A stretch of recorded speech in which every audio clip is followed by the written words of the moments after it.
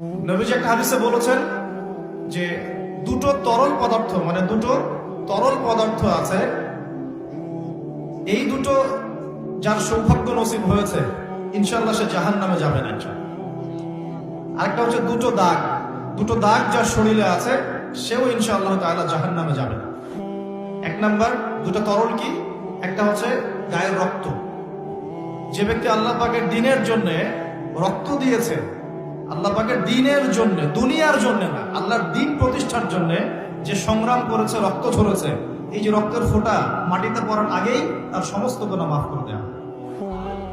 যেমন উহুদের যুদ্ধে সাহাবীরা যুদ্ধ করেছেন না, বদরের যুদ্ধে সাহাবীরা যুদ্ধ করেছেন না, তাদের রক্তের ফোঁটা মাটিতে পড়ার আগেই সমস্ত গুনাহ আল্লাহ মাফ করে দিয়েছে। আরেকটা তরল পদার্থ হচ্ছে অশ্রু, চোখের পানি। এই চোখের পানি যে ব্যক্তি আল্লাহকে স্মরণ করে গোপনে, নীরবে, নিভৃতে আল্লাহকে স্মরণ করে